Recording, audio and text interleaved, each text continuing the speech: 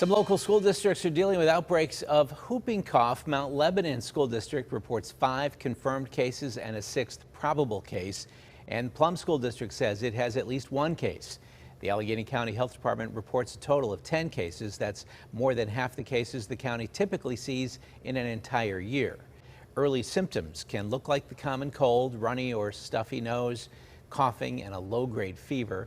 Many people develop coughing fits, which can last up to 10 weeks.